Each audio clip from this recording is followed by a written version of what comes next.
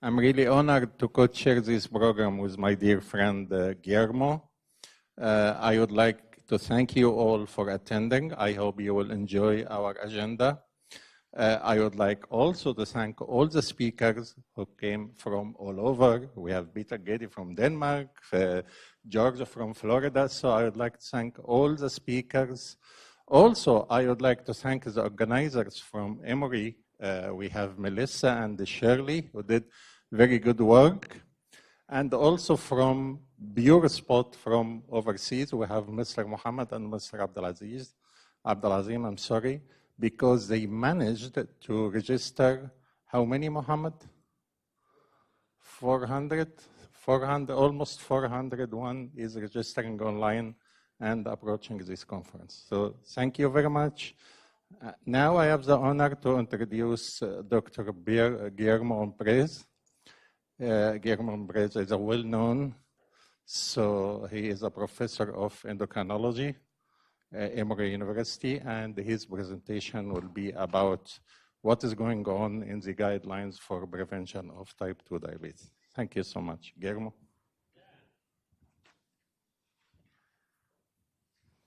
I'm not playing. It's perfect. I got it.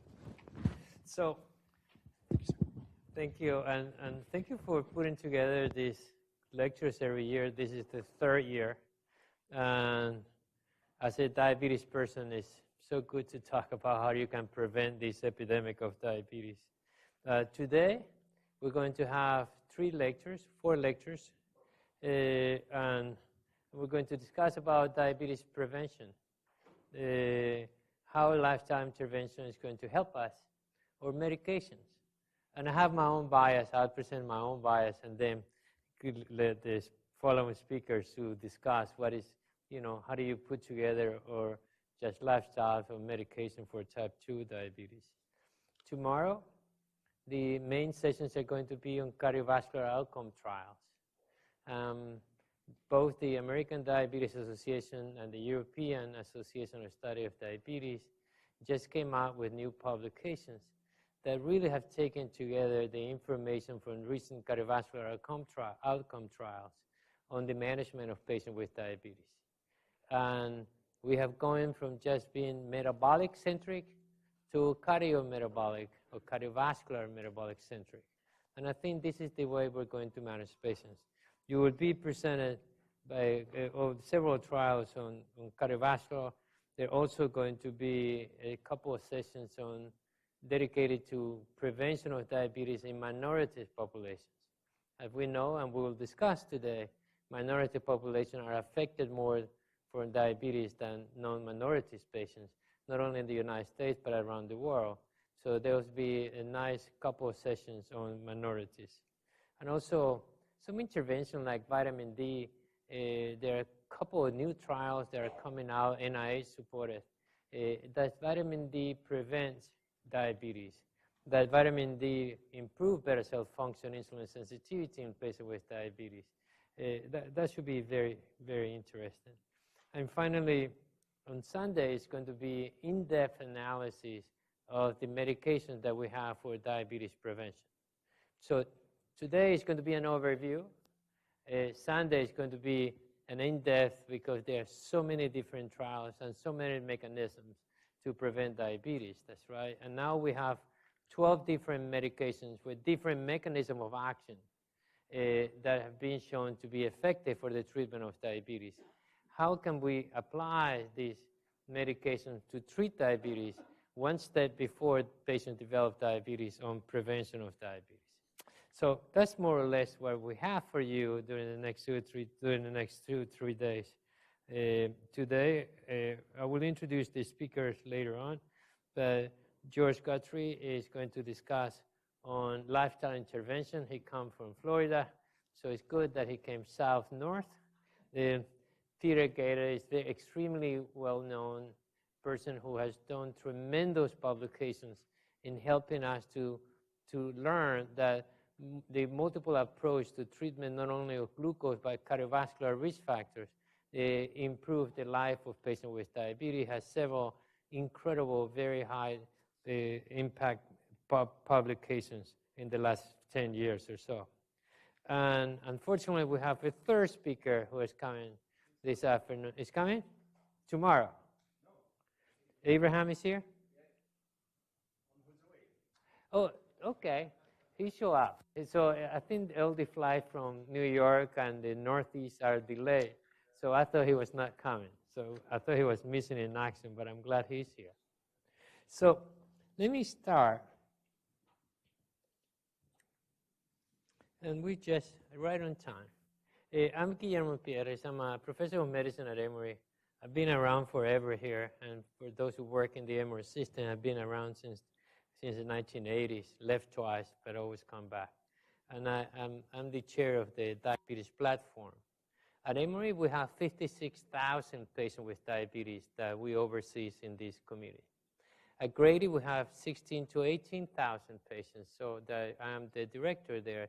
So I have to think about 70,000 or 75,000 patients with diabetes and how do you manage them. It's good to talk about how can we prevent diabetes in this person. And I don't have to tell this audience the impact of diabetes in the world, that's right, and I'll present some data, but it is an interaction of genes and genetic expression of these genes together with exogenous factors like obesity, lack of activities, who have resulted in this large epidemic of diabetes. And several epidemiological data because of the complications and the cost of care that we will discuss today and in the next couple of days is really something needs to be done. And I can say, and I will repeat at the end, and unless we consider one day prediabetes and obesity diseases, if prediabetes is not a disease or obesity is not a disease, very little impact we're going to have in prevention of diabetes. Unfortunately, obesity is a cosmetic disease, that's right, you're just fat. But unless you make it a disease, I think we're going to have a really hard time in the fight against prevention of diabetes. So this is data from the International Diabetes Federation in the Atlas published last year. And what you have in here is how the total number of adults with diabetes aged between 20 to 79. And you see how it's going up significantly. And we now believe there are about 425, so has tripled in the last 20 years. Triple, 3 times. Amazing. And if you look at the areas, all over the world, the increment is noticed. In the United States, it's going to go up from 2017 to 2045 by 35%. So good, I mean, but look what happened here in Africa. The increment is going to be 156% from 16 to 41 million. Second in the increase is North Africa, Middle East, where the numbers are going to increase by 110%. And of course, the 2 countries with more diabetes in the world is China and Pakistan. And in these areas, the increment is going to be by 84%. So you're talking numbers. I mean, 150 million people in one country with diabetes in the year 2045. So these numbers really are scary, that's right. And of interest is the fact that during the past 20 years, there have been 4 large epidemiological studies that have tried to predict the number of diabetes. And the 4 studies shown here have come short. So the prediction of diabetes has come short. So if we think that it's going to be, in the United States, 62 million by 2045, if we look for the previous studies, likely it's going to be much more than the 60 million of Americans with diabetes, because all of these studies have shown that you underestimate the prevalence of diabetes.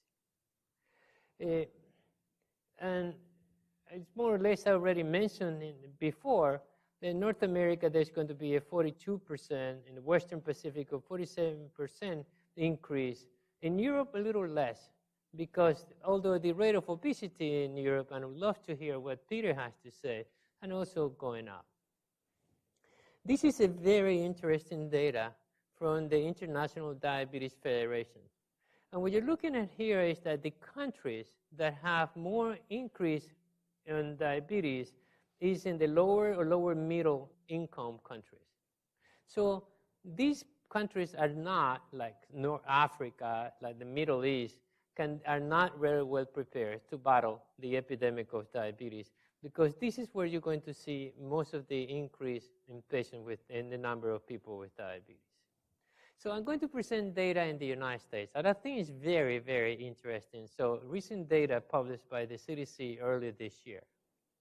And here you have 1990, and what you're looking is at the prevalence of diabetes. And the colors reflect very low percentage, less than 4%. This little yellow is less than 8%. This orange is less than 12%. And the red is up to 16% prevalence of diabetes. And what you notice is in the 1990, there is no orange and there is no red. Now, look to your right, and now what you have, there is no green. They're gone.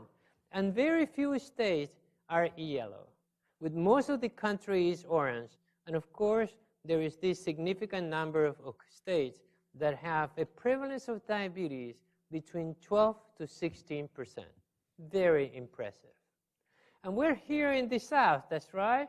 And the South has the prevalence of diabetes about 11.7%, when the rest of the country is 8.5%. And the South, not only because of diabetes, but this belt is associated with metabolic syndrome. It's the belt for hypertension, the stroke belt, and diabetes, all of them related to the obesity epidemic in the Southeast in the United States. So why is that? First, black populations in African American with diabetes. Georgia has 34 to 36% are African Americans. And we know that African American has twice the rate of diabetes, and they have twice the rate of hypertension. That in part is associated with increased cardiovascular disease. And what you have in here is compared to the rest, those patients, African American with diabetes, is about threefold what you see elsewhere. Remember that female obese have the highest, African American female has the highest rate of obesity in this country that surpassed 40%. So 40% of our ladies, black African American female, are obese with a BMI greater than 30. And of course that translates to diabetes. Here's the rate of obesity comparing the Southeast, comparing to the rest of the country, and the lack of exercise. So obesity. Here you have 1990, how the colors change. You have all of the green, blue, green colors were less than 20%. The yellow was 25, the orange was 30, the red was 35, and the purple now is 35.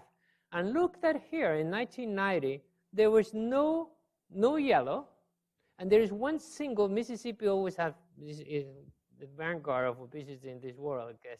It was the only country, the only state was 1519. Look here to the right. There was no more yellow, no more blue, we had red. And of course, the same thing happened with the rest of Georgia in the Southeast compared to the rest of the country. So that's the United States per state. What about the state of Georgia? So Georgia is the 24th highest state with adult obesity. It's about 31.6%. I don't have data in females, but it's 40% in females, African American females. And whereas 18% in the childhood obesity, and here to your right is the adult obesity, how we are going up in the percentage of these populations. So what about physical inactivity? That's right. How much do we move? And here is 2017, according to the Center for Disease Control across the street. And what you have in here is that, again, you see this belt in the Southeast, which a large number of people has very much sedentary life. And of course, in Georgia, it's 31%, much higher than the rest of the country.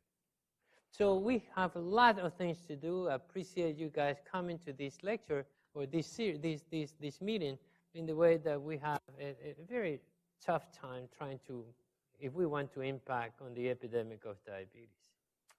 So in the United States, about 37% of the population have prediabetes. It is estimated that 86 million individuals have prediabetes, 86 million.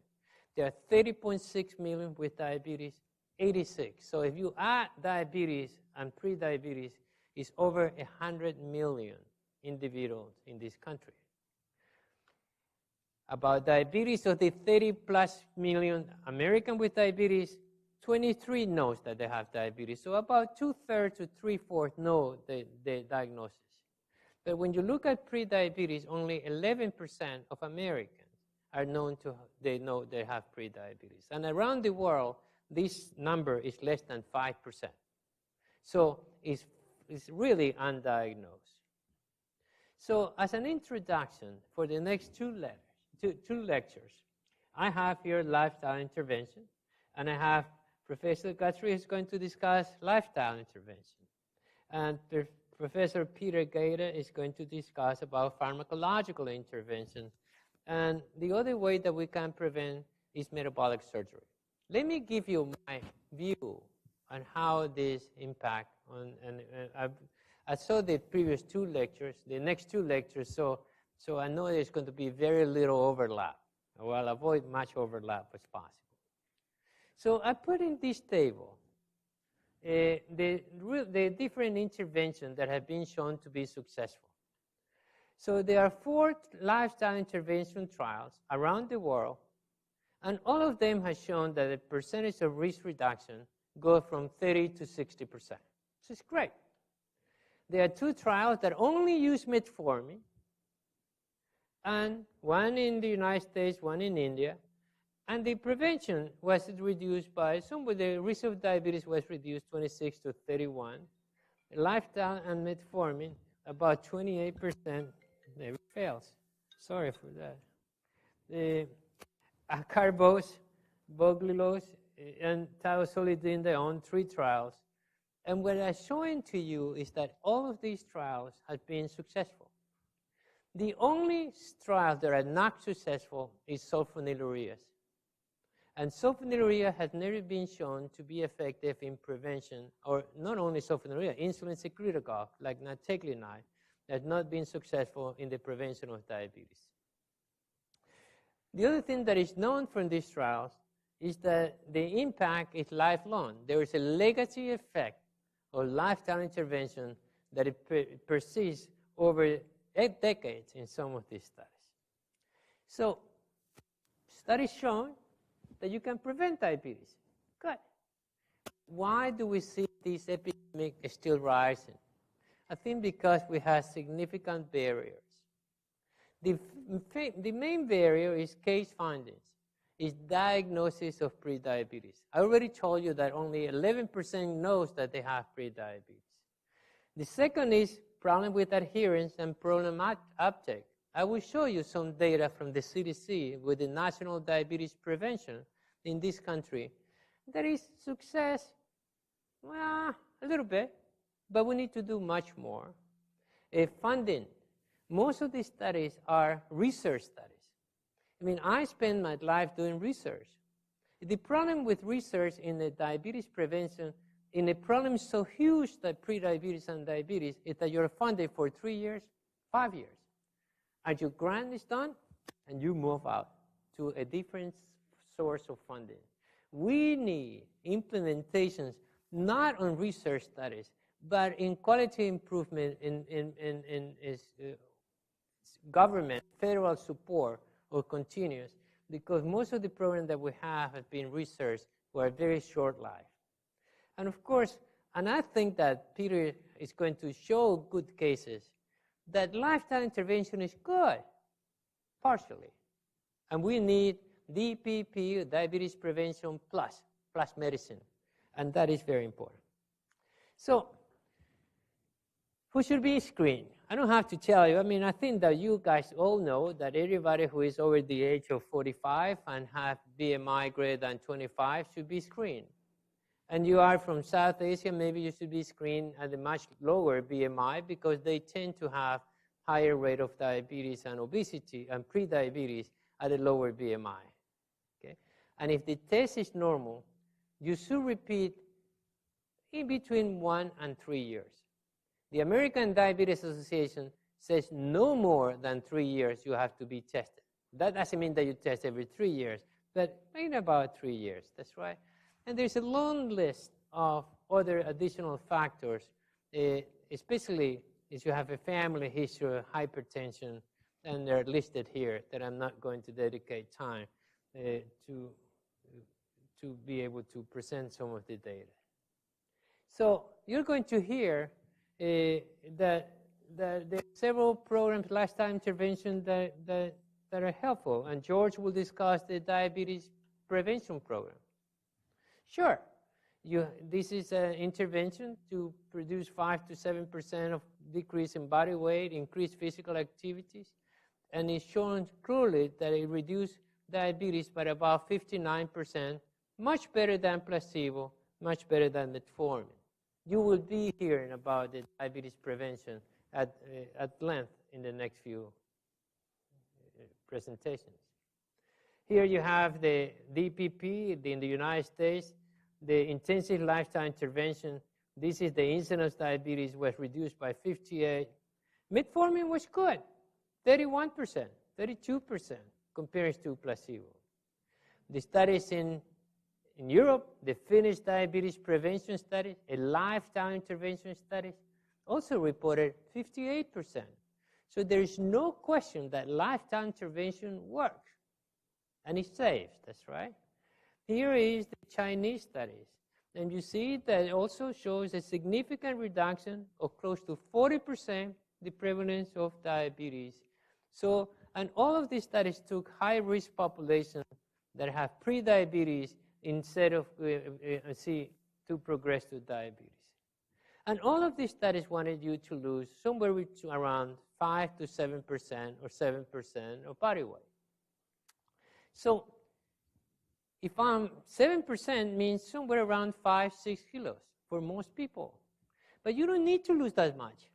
So these are studies, for example, different epidemiological studies that says that if you lose just somewhere around 2 to 3 kilos, you prevent some diabetes. If you do 5 kilos more, if you do 10 kilos, even more. If 15 kilos, 70% of patients are off medicine, even if they have a history of diabetes. So based on these studies, the National Diabetes Prevention Program acquired the CDC-guided recommendations. This is a very intense, and there are a large number, and we have a diabetes national prevention program here at Emory. We just graduated the first 100 patients, 100 not patients, but individuals who wanted to lose weight. And what you have is the CDC mandates 16 sessions for the first 6 months, then monthly sessions, and after what year you continue, it depends if they lost weight or not. Very intense program. And what they reported is that, somewhere the 60 sessions that they needed to attend, about half of the population of this, they just in real world, attended only 5. So it's very hard to me, if you tell me that I have to come every week for 16 weeks to attend the 16 sessions. But the more sessions you attend, the more weight you lose. And the better effective there is on diabetes prevention.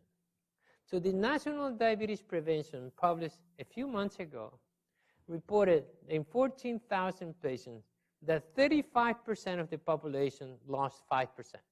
35%. So 1 out of 3 lost 5% of body weight. So somebody like me, about 3 kilos or 4 kilos. And physical activity, 150 minutes, was achieved in 42%.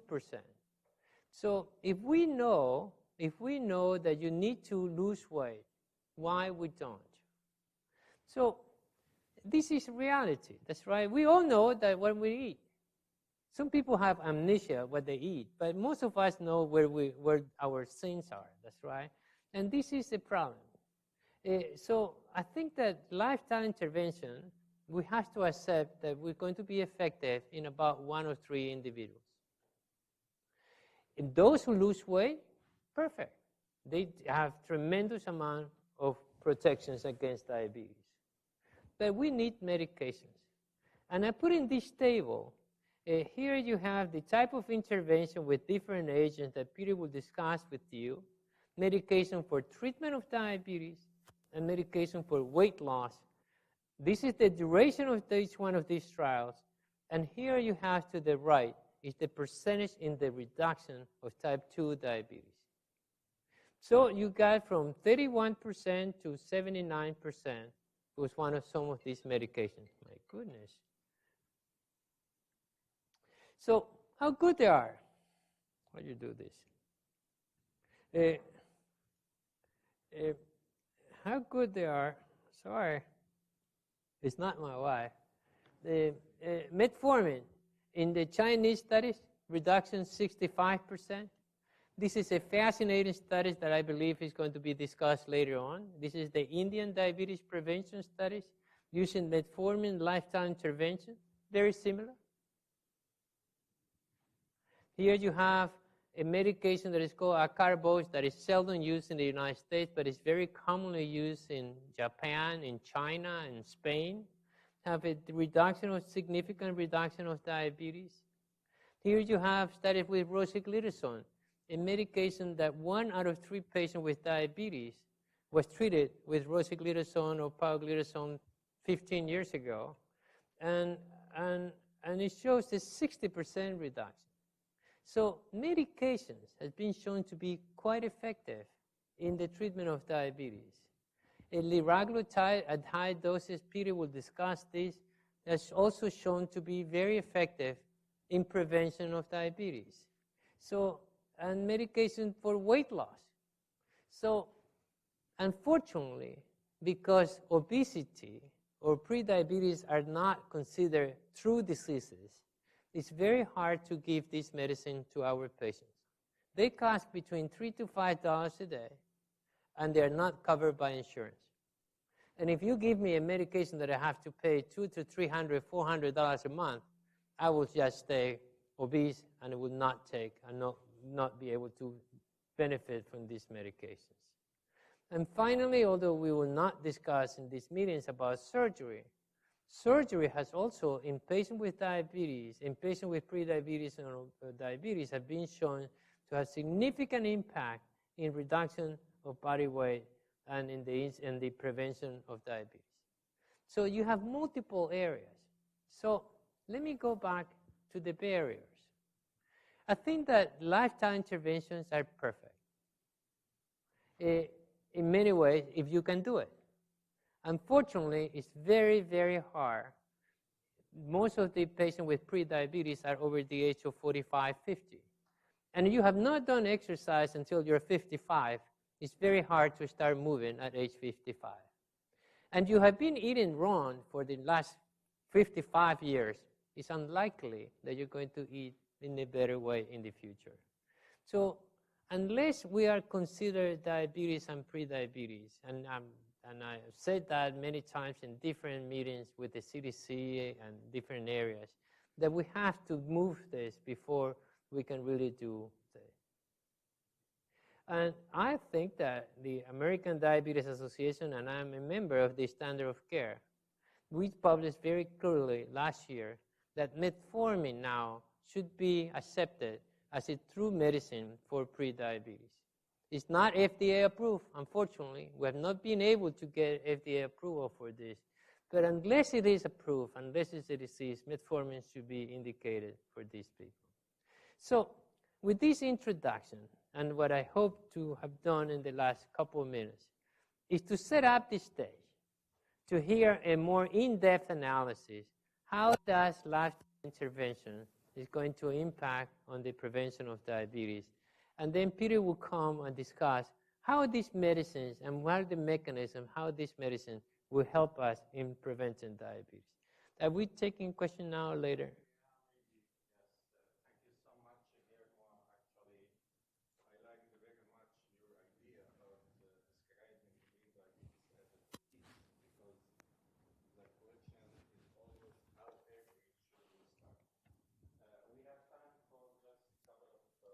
maybe, how do you turn this on?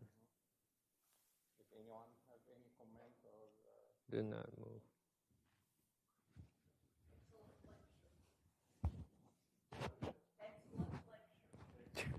Thank you. Despite my...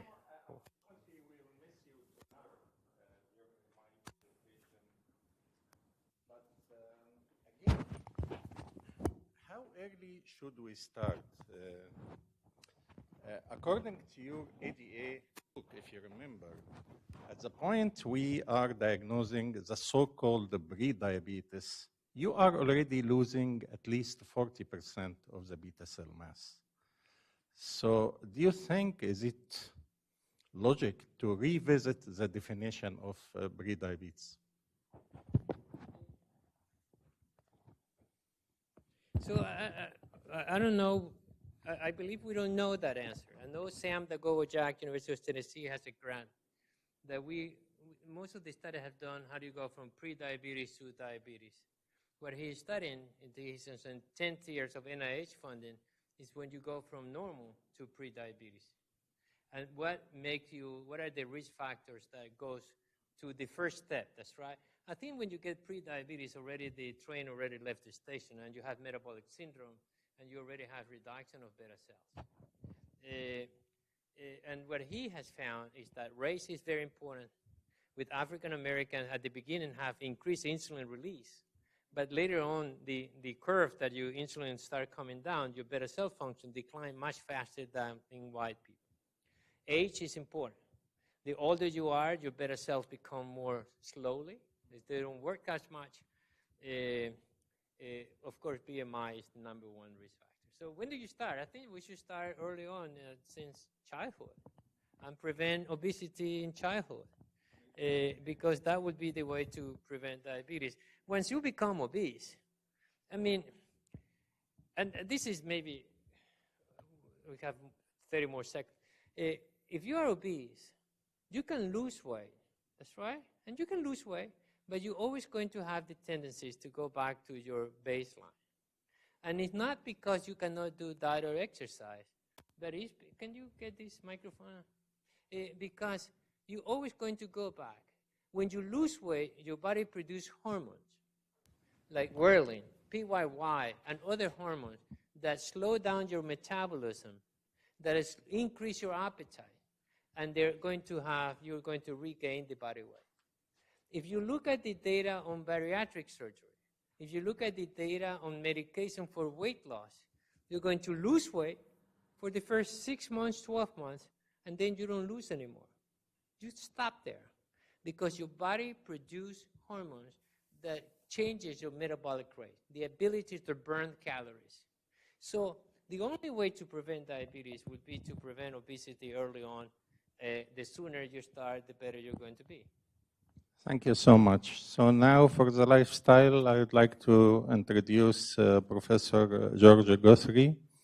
George is actually professor of medicine, and I believe he's still serving as a president of the American College of Lifestyle Medicine. Immediate. Okay. Thank you so much.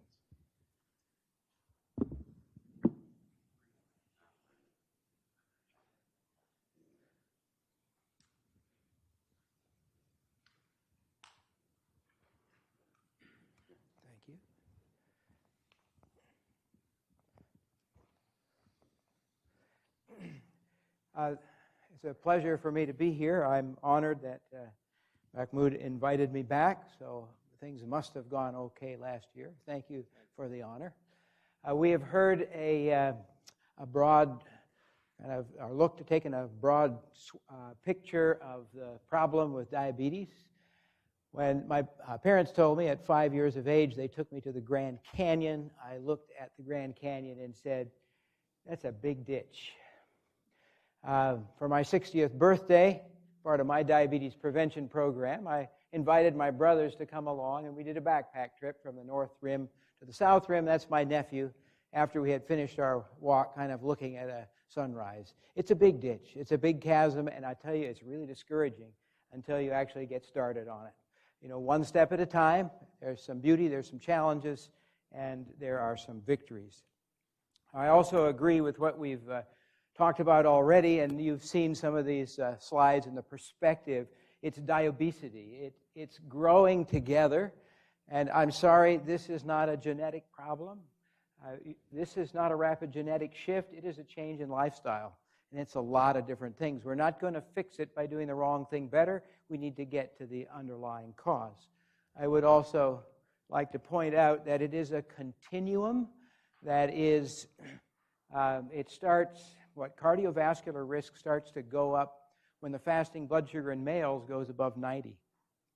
Females, it's 100. As that sugar starts up, when we're inactive, our physiologic response is identified first as metabolic syndrome and then as type 2 diabetes. When I was in medical school, the diagnosis was made at 145 milligrams per deciliter. They changed it. This warped my thinking. I came to understand that it's a very arbitrary line. So I agree. We need to start really early, childhood and before. Really, our culture needs to change. This is to point out that America has done a very good job at exporting the American lifestyle around the world. And I know that's a Photoshop, but it makes a point, right? We saw the map of the world earlier, and the world is adopting our behaviors. The fast food industry has moved into developing countries. I'm not sure what the politically correct way of speaking of these is, but it's happening around the world, and it's just following what we started here. Our understanding began to grow. Gerald Reeven's discussion in 1988 at the ADA kind of shook me up. I thought these were 4 separate diseases. He put them together in one and said it is an insulin problem, a high insulin problem. And then our understanding has grown. Ralph DeFranzo has done a marvelous job at laying out even more of this, the metabolic disturbances in what he likes to call the ominous octet. Now we understand that the disease actually goes beyond the basic 4 to include polycystic ovary syndrome, cancers, and other things like arthritis and autoimmune disease. Well, deeper into the details, the pictures are to lighten things up just a little bit. Slot Canyon, near the north rim of the canyon. Beautiful place. That's my nephew again, taking a picture on that cell phone, so you get to see it twice. Jerry Olefsky at University of California, San Francisco was my kind of first introduction to the reversibility of insulin resistance. And he states it outright in his paper that insulin resistance is reversible in the muscle cells. Insulin, of course, attaching to the insulin receptor, the tyrosine phosphorylation, the activation of phosphoinositide 3 kinase, and then, of course, the final transposition of the GLUT4 transporters and the glucose coming across, that whole mechanism. And he gets into ribosome creation and Golgi apparatus, maturation of these little GLUT4s and how they're all affected by weight gain. In essence, it is caloric excess, it seems, to drive this. I've really enjoyed Ralph DeFranzo's description of the natural history of type 2 diabetes. This, I consider, classic diagram kind of demonstrates that even in the obese person with a normal glucose tolerance, you have problems with sugars may be normal on the glucose tolerance test, but the truth is there's less insulin being produced, as has already been pointed out, and there is already an increase in the amount of insulin. So remember that insulin drives pathology as well as glucose. And then with time, as diabetes develops, we start to see the pancreatic function decreasing. And of course, on the bottom line here, the mean plasma insulin kind of levels out. Another one of his slides, this was already mentioned, but even with a normal glucose tolerance test, when you've gained a lot of weight, you've already lost 40 to 50% of your pancreatic function, the beta cell capacity.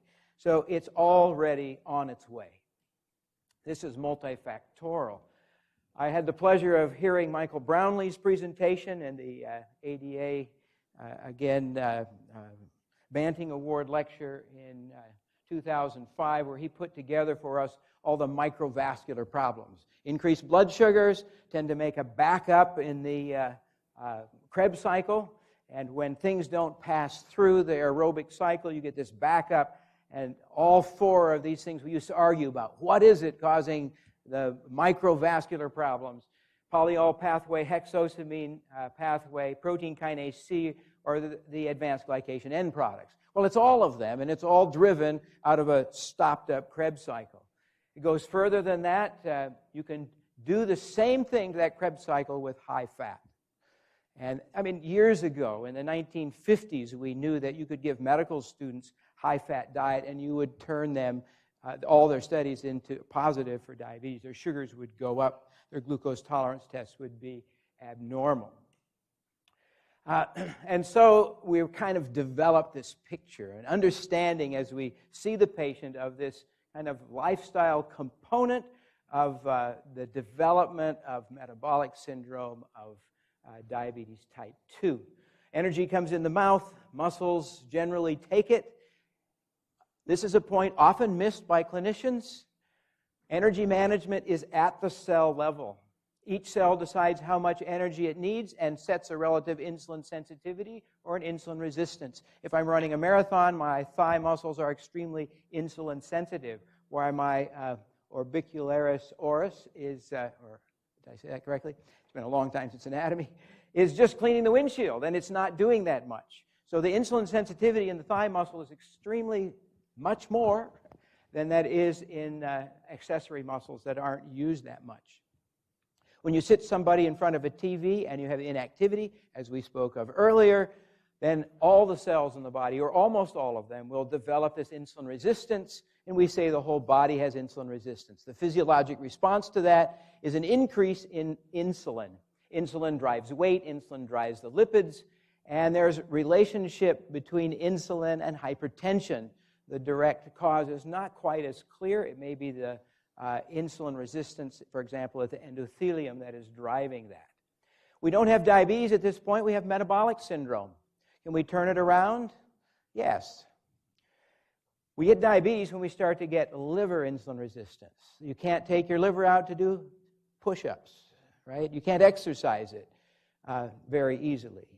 And so the liver normally makes glucose in the fasting state. When we take our break fast, eat that first meal in the morning, it should say to the liver, you don't need to make any more, and the liver should stop. But when it begins to have insulin resistance, it continues to pour out glucose. How many of us have patients that have said, I don't understand, doctor, why did my blood sugar go up? I didn't eat anything.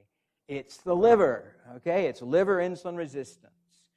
And, of course, with time, we have pancreatic burnout, and all along the way, we have the insulin resistance in the fat component, the lipid part of the body.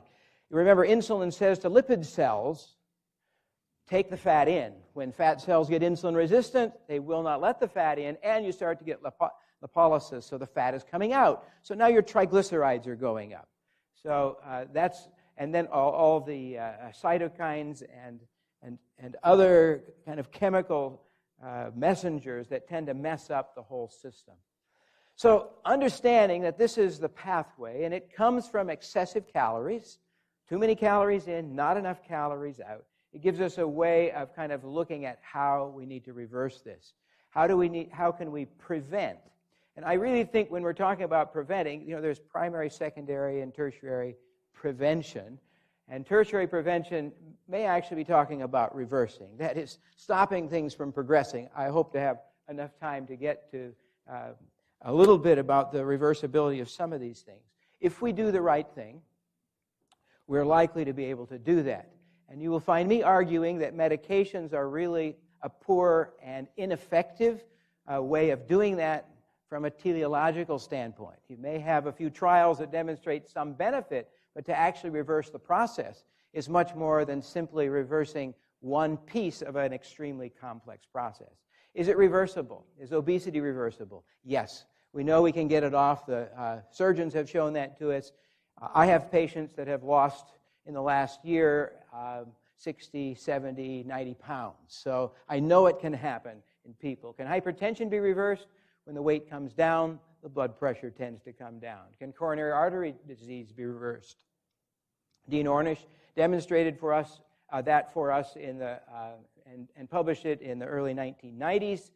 What about diabetes? Well, it's been dangerous to say diabetes type 2 is reversible. The surgeons started saying it first, and now we're at the internal medicine docs are starting to do or say the same thing, and we'll review some of that literature. So there is hope. My first introduction was to this fella. Come on, I've slipped on his name, and I don't have it written down there. He ran Pritikin. Thank you. Nathan Pritikin, of course, not a medical scientist, but a kind of a chemist, physicist type, got ill and started researching the medical literature and said, I think we can turn this around. And indeed, a lot of wealthy folks followed him. He had a beach resort, a hotel on Santa Monica, California. I visited there as a medical student in 1980 and was introduced to his data, yet unpublished. Dr. R.J. Bernard from UCLA published that data over time, and it showed a significant improvement in a lot of the things that we understand to be part of this metabolic syndrome. He was doing it with pretty much a plant-based diet. He did include, we were told, a little fish one day a week, so he could say it was not a vegetarian diet, just for people's general acceptance. People walked on the beach, had a great exercise program. He showed things were happening. This piqued my interest. We've already been discussed a little bit the DPP, and we know that lifestyle, a little bit of exercise, some lifestyle changes, a little bit of weight loss can bring some prevention. One thing that needs to be that we need to be reminded of is the group over age 60, where we really have a lot of pathology. And you can see the lifestyle effect in the older population is much stronger than it is in the overall population. So let's not be discouraged about this. It might be worthwhile spending some time even with our older folks, getting them to exercise and change their diet. The whole concept of reversibility got a shot in the arm, in my mind, from Roy Taylor. He received that Banting Award in 2012 from his Counterpoint study. Counteracting pancreatic inhibition by triglycerides. His understanding was, and as he described it in his Banting lecture, he thought that the surgeons claim that it was the incretins that were being changed and were leading to the reversal of diabetes. He said, no, I think it's the calories, and I want to prove that. And so he used a very low-calorie diet. He said, I believe that the fat built up in the liver is sent via VLDL to the pancreas. Fat in the pancreas clogs up the pancreas, so we have decreased beta cell function. And if we can reverse those, we can actually make this process go away. And so he set out to do that. He used some people with type 2 diabetes and normal controls, put them on 25% of their usual calories. That was 600 kilocalories a day of non-starchy vegetables is the word he uses, and used the kind of OptiFast product, often used for weight loss, to get these people on the low calories. What was unique was this addition of an MRI technique kind of built on the concept that hydrogen ions act differently in fat and water, and understanding that from the MRI, they could actually measure the amount of fat inside the pancreas and inside the liver. Results were exciting rather quickly. The fasting glucose dropped, as you can see in that top right-hand side. The basal liver glucose production also dropped quickly. The normal control is the kind of hollow circle there. You can see it is still above what these folks got to on their very low-calorie diet. And liver triglyceride content went down. They also did a stepped insulin secretion test, running the glucose up, measuring pancreatic insulin output. adding another 2.8 millimole blood level, and then IV arginine to stimulate it to kind of prove what the pancreas could actually do. The neat thing about this is that first phase insulin release was restored in these type 2 diabetics. That's the first thing that goes when you start to get a problem. You lose that first phase release. It actually came back in people who had the extremely low calorie for 8 weeks. So that was exciting to me to read that and gave me some courage. Now, the question comes, is diabetes type 2 reversible in everybody? And I don't think so. Understanding, we still got to have a lot to learn about how this is going to work. We know that for many people, it's a caloric balance. Too many calories in, not enough calories out. This study came out earlier this year. Alkvist et al., with his group, they used both Finnish and Swedish database from their national health system, the ANDIS and the Deriva, kind of used their BMIs, their GAD testing, their hemoglobin A1C, their HOMA2 betas, and HOMA2 IR to do a data-driven cluster analysis on all the diabetics. The outcomes were instructive to me. On the top left hand here, you see a graph of what we would do with our normal diagnosis. Most are type 2. There's a little bit of LADA, and then there's the type 1 in the blue, the very thin blue. Down at the bottom, on the left side, you'll see all the diabetics, or all with diabetes. I'm trying to use the politically correct terminology here. And then you can see the two studies, one on the left and one on the right, or the two databases. And you can see the type 1 seems to be a little bit larger because of, I suppose, antibodies and insulin production. You also have a group that doesn't make quite as much insulin. You have the kind of the light green and the purple are the classic type 2. You have the moderate obesity diabetics, the MODs, or the slight purple, which will tend to get diabetes when they're very obese. Well, those people have very strong pancreases, which is why they reach that size. So they're kind of in a class by themselves. And then those that have much less insulin production. And then finally, the kind of maturity, older age group in the light blue, where there's just lower insulin production. So you can see with new diabetes, people with new diabetes, it's also a similar pattern, but shifted a little bit, and then it shifts a little bit in the bottom right-hand corner here with the long-term diabetics. We probably won't be able to reach all of them. We don't know enough yet, but there is some hope that some of this can actually be turned around. If you can turn it around, then you can make it go away. There's hope in that. And so in the last 10 minutes or so, we'll try to look at some practical steps of things that we can do. Uncle Al died in an airplane crash. He was an ophthalmologist. When I went to medical school, they said, here, you take Uncle Al's books. And it looked like Uncle Al had collected some old medical books, one of which was a manual of World War II field surgery, so that was of interest. And then Uncle Al left me this book, The Starvation Treatment of Diabetes. It was first printed in 1915. My particular version was reprinted in 1917 after out of Massachusetts General Hospital with Dr. Lewis B. Hill.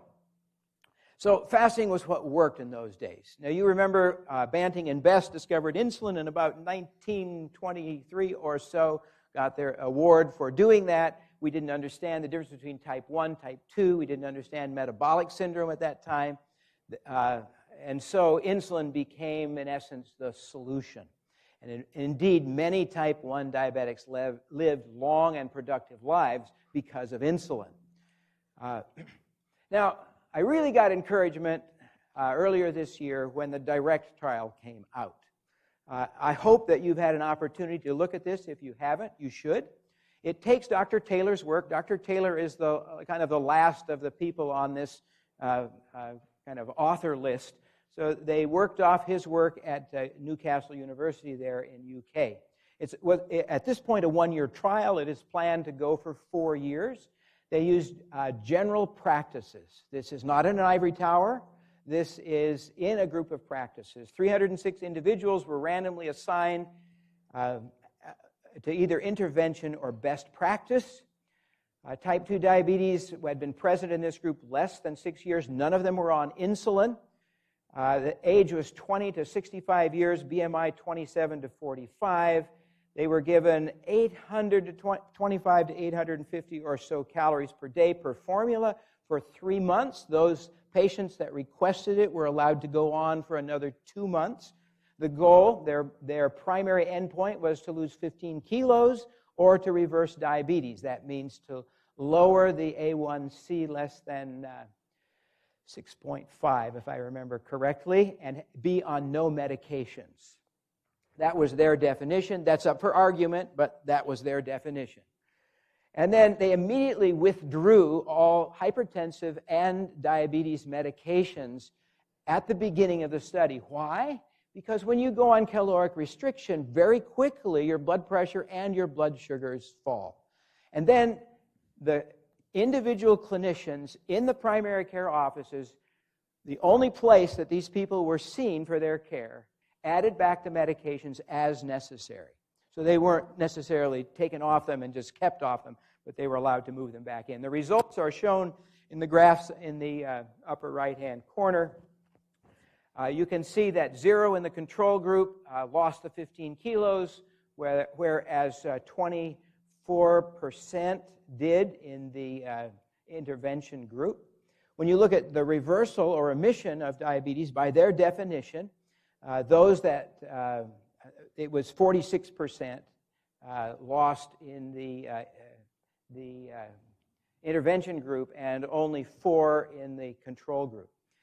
Even more interesting, and this has been pointed out already, the 5 kilogram, you get odds ratio it goes up. The more weight you lose, the more likely you are to reverse this disease. It's related to caloric excess. It fits. The whole picture kind of fits together. I'm looking forward to what happens over the ensuing 3 years, because it's supposed to go for 4 years. And of course, long-term outcomes are extremely important, and that's what really matters if we're going to change this. Nice to be able to reverse it, but to keep it from coming back is the challenge. So you're seeing a picture here. It's fasting. It is intermittent fasting. We can look at it from a lot of different ways. There's a every other day fasting that there's literature on. There's a fast-mimicking diet that's also very interesting in the treatment of diabetes. We just don't have time to hit all of this. Meal timing also, I'll just hit a couple of studies. It was first introduced to this way to make my liver do push-ups, go into the fasting state, and it helps to decrease gluconeogenesis.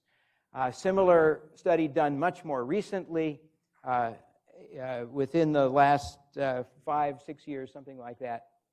And I'm sorry, the dates are gone, so I'm not able to give you the correct ones. I trust you all will have the slides, so you can kind of look these up. What these folks did, most of our diabetes educators treat our patients with 6 meals a day. This comes out of the insulins, the regular and the NPH. It's what we started with. We had to keep that blood sugar from dropping too low, so we added a mid-morning snack, and we've stuck with it, even though we don't have any good evidence for it. Well, here's a study done with a CT scan to look at the liver. So they actually looked at fat clearing, and were able to demonstrate when they put these people on a calorically restricted diet and gave them either 6 meals a day, that's the A6, or 2 meals a day, breakfast and lunch, that's B2, they had significant improvements. Note the weight was better and statistically significant in the 2 meals a day. Note that the percent of hepatic fat also is decreased and reached statistical significance. Fasting plasma glucose is down, fasting C-peptide is down, and there's a significant decrease in fasting glucagon in those that do the 2 meals a day. A1C, no change, but you're seeing changes inside. Notice the metabolic clearance rate of glucose is pretty much the same. Oral glucose insulin sensitivity was better in the 2 meal a day. And then, this is very interesting because many people think if you take many small meals a day, you'll increase your metabolic rate. It did not show up in this study as a statistical significantly change. So if we look at dietary patterns, in my last 2 minutes here, it makes sense since calorie excess is a problem to decrease the fat. I like to include in macronutrients both fiber and water. I know that's not classic nutritional terminology and thought, but it really fits here from my standpoint. We need food that's high in fiber and water, and we need it that's low in fat. So these next 5, 6 slides are going to go really fast, and they're just meant for you to look at and get the articles if you're really interested in knowing about it. Okay, so it's more bibliography. 100% plant-based diet does work better than the ADA diet. Fruit does okay. You compare less than 2 fruits a day with more than 2 fruits. No difference in the A1C. Improvements in the rest of the body. Vegetables, it can make a lot of difference as well from a lot of different reasons. Here's a couple of review articles that have kind of reviewed the literature in, both in 2017 on vegetables and type 2 diabetes. High fiber, Dr. James Anderson, University of Kentucky, was doing this back in the 1970s. Instead of talking about fat and glucose, he was talking about increase your fiber and indeed demonstrating benefit. It looks like the greens are better than the other vegetables. Lower protein tends to do better. And just to let you know that the plant-based diets are well accepted by people, and we have several studies that look at acceptability, this one being in Czechoslovakia, I think, with better quality of life, decreased depression, better dietary restraint, and disinhibition.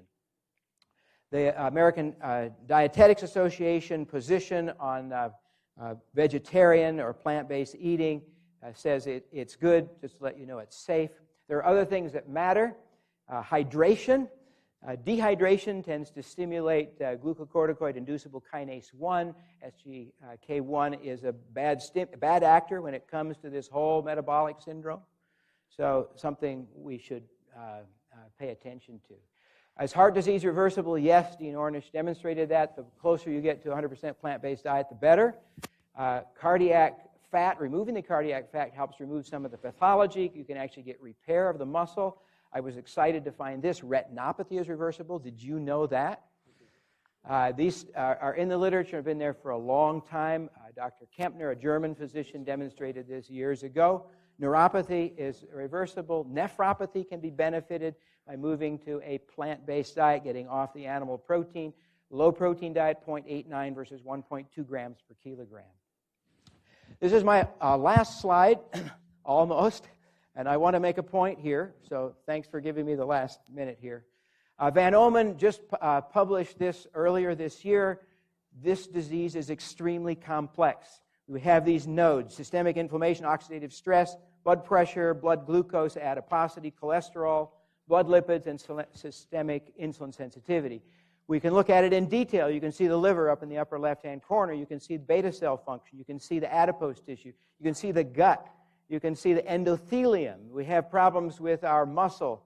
And we have, last but not least, kidney issues. This is an extremely complex disease. Not only that, we have positive interactions between all these, and we have negative interactions. How many pills do you have?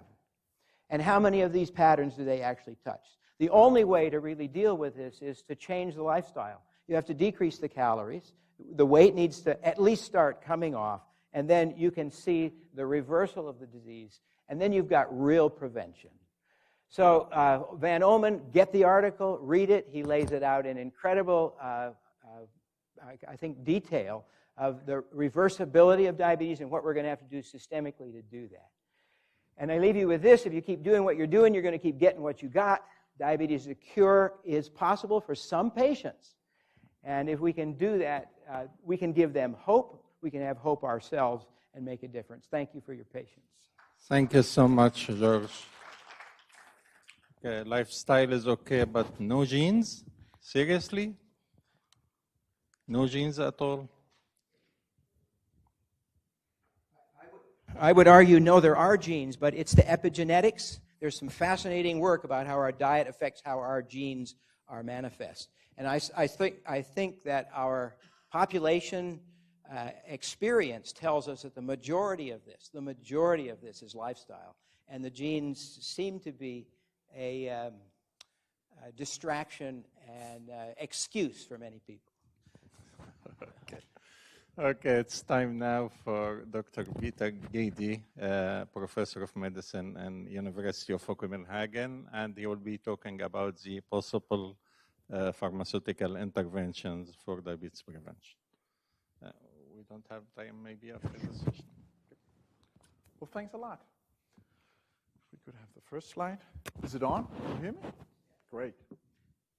First one. No, not that one. If you go back to the list.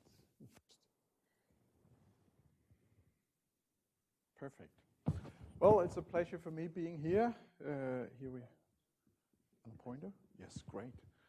I'm going to talk about the pharmaceutical treatment of prediabetes. I'm not necessarily saying that this is the correct way of doing it. In fact, I don't think it is, as you will see during my talk. If we talk prediabetes, I think that lifestyle intervention is the most important, and this is where we actually can achieve the most. But anyway, well, we've focused a little upon this already. What happens during the lifetime? What happens when prediabetes starts, when we get real diabetes, and when we get complications? Well, first of all, it's a bit complicated here, but anyway, the underlying cause of type 2 diabetes is insulin resistance. And as you can see here, years before diagnosis, we start developing insulin resistance. The body tries to overcome this by producing more and more insulin from the beta cells, but eventually they cannot follow along anymore. The production will go down, they become exhausted, the production goes down, and at that point we get diabetes. We come above this certain cutoff point where we define diabetes. And as you can see here, it is both the postprandial glucose, the fasting glucose that goes up. So what is insulin resistance, or rather, how do we measure insulin resistance? In fact, it's quite complicated because, as you can see here, the gold standard in assessing insulin sensitivity is using what we call an hyperinsulinemic euglycemic clamp. It's a procedure where you infuse insulin and you infuse glucose, and by that you can establish how insulin sensitive you are. Just here is a schematic view of it. Here you have your patient or your subject, and here we have a pump and we have insulin and we have glucose. We can measure glucose values. And then the computer makes sure that we have different infusion rates of both glucose and insulin.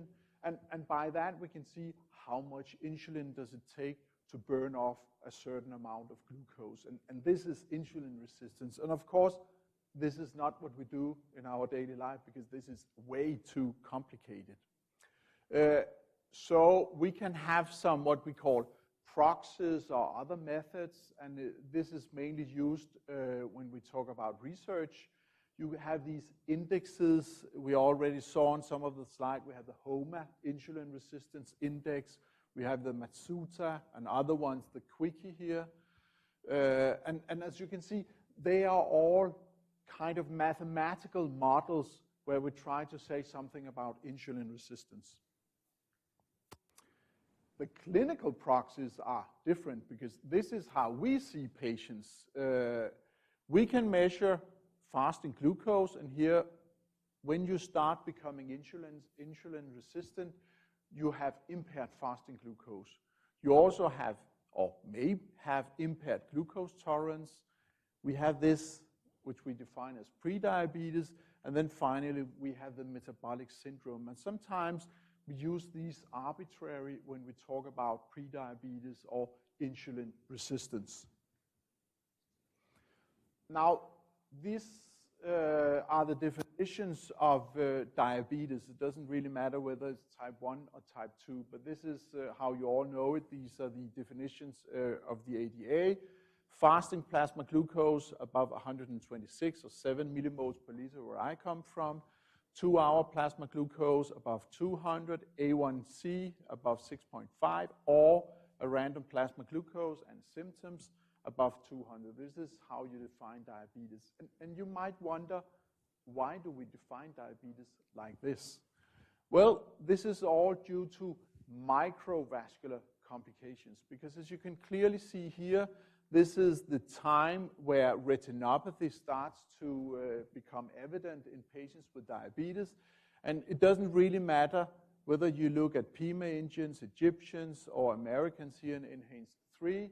You can see that as soon as your HbA1c or your fasting plasma glucose is around 100 or 6.5, you start having retinopathy or microvascular complications. Now, we already heard that the definitions or the range where we define diabetes has changed over the years, but this is all due to retinopathy. This is how it is defined, or the reason why it is defined as it is.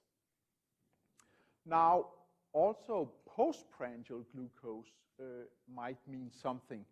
As you can see here, these are two trials, the Colton trial, which is a big meta-analysis of 20 studies with more than 20,000 subjects, or showing a continuous relationship between post-load glucose and CVD, even extending down to the normal, non-diabetic range. So even in normal subjects, it's better to have a low glucose than a high glucose. If you have high glucose, even within the normal range, you have a higher rate of CVD.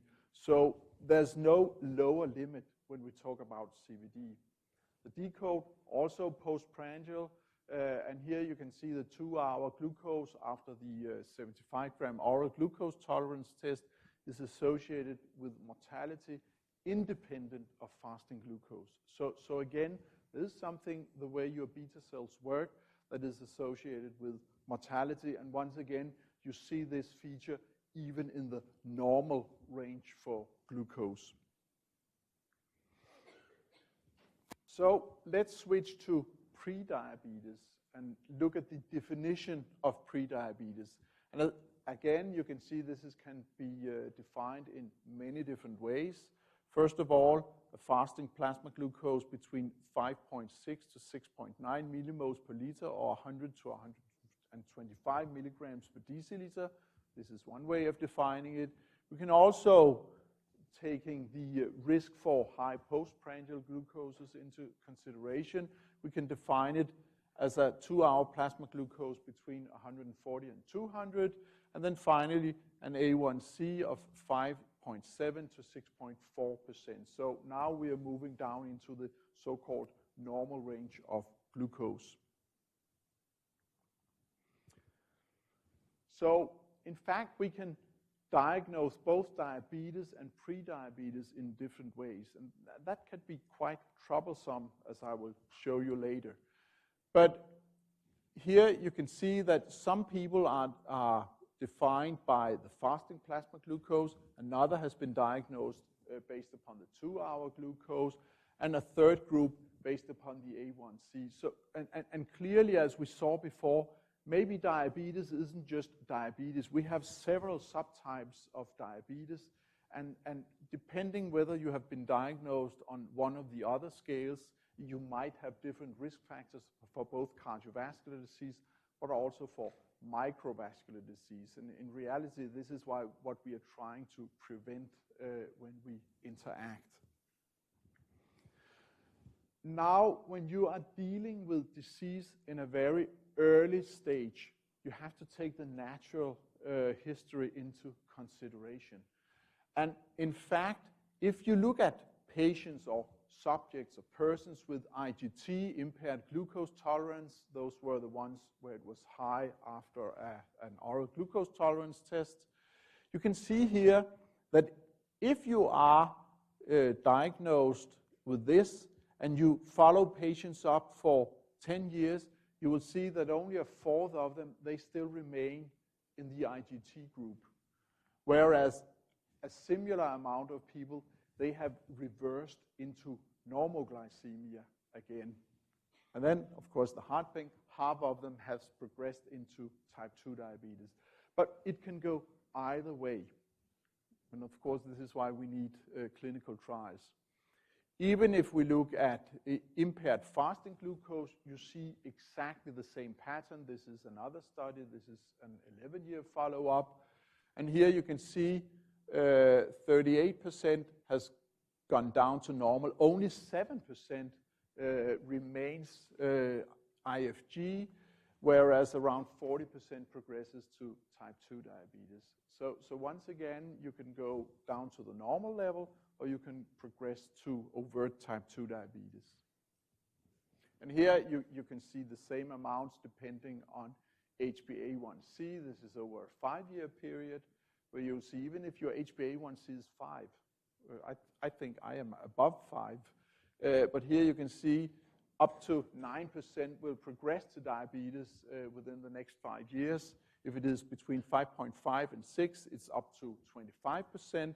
And if it is 6 to 6.5, it is up to half of the population. So again, you see that all markers of prediabetes actually turns out to have a high conversion rate to overt diabetes.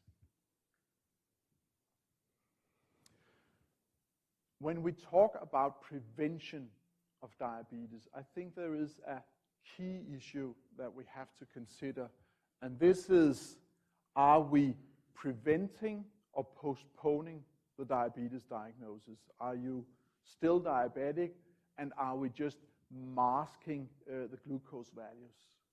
In reality, if it is still dangerous, even if you mask it, it's really no point of taking you down. Then you should rather left up so everybody knows that you are a high-risk patient.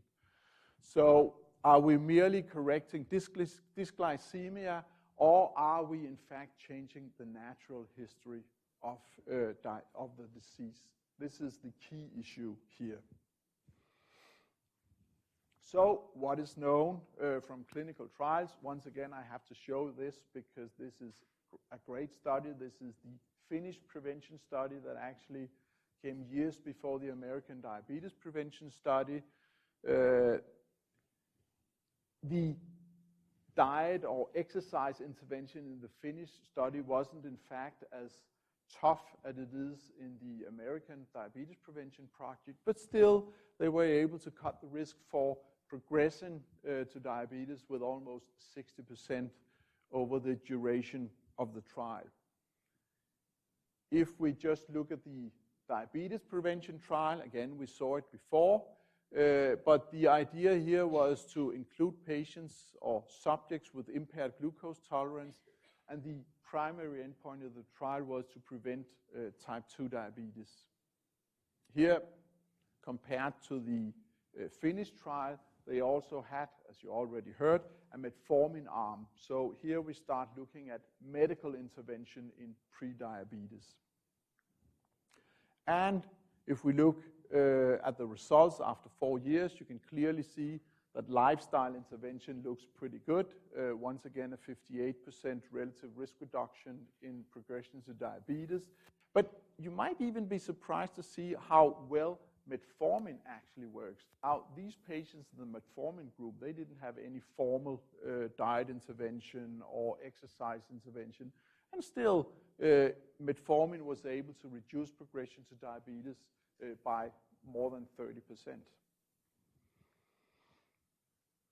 Here you can see the specific numbers, and you can also see what we call the number needed to treat.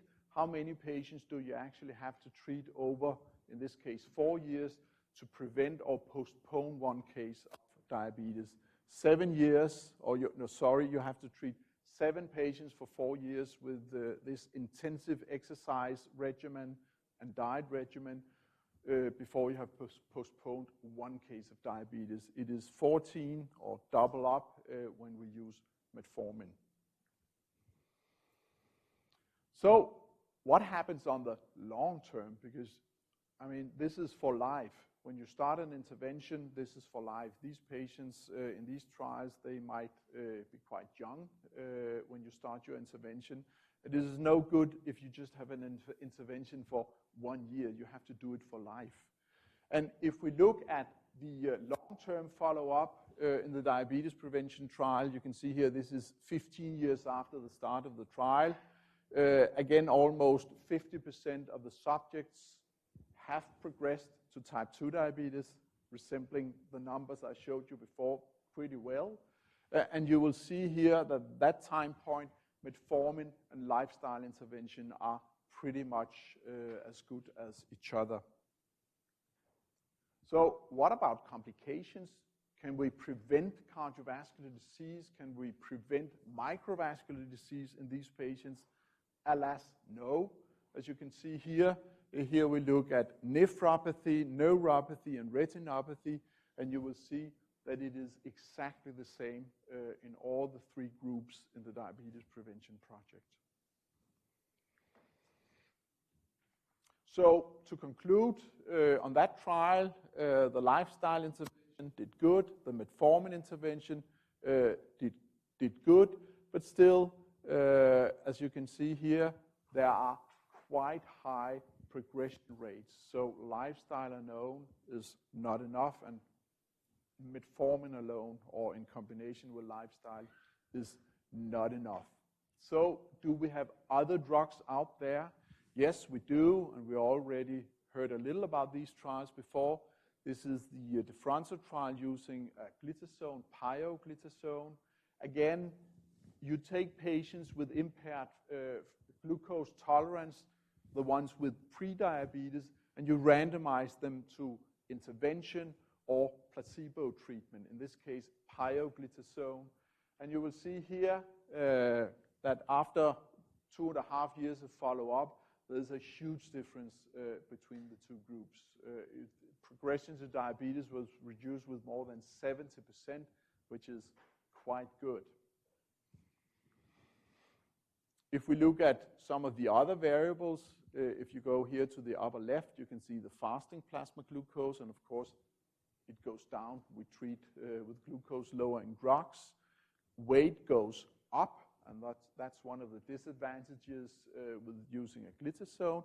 And then, quite interesting, when you look at the liver parameters, the glitazone also seems to have a very good effect.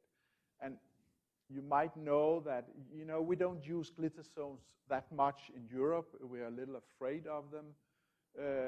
But it seems like it has this is another way where you can push up your liver. It reduces the fatty liver that you see in many of our patients with type 2 diabetes.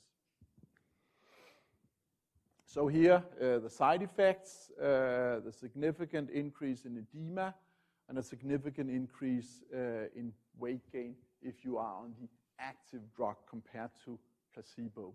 So to conclude, you can reduce progression to diabetes if you use a glucose-lowering drug such as pioglitazone. What about insulin? We've been using insulin since it was discovered back in 1922. Can you use insulin to prevent diabetes? Can you prevent cardiovascular disease? Can you prevent cancers?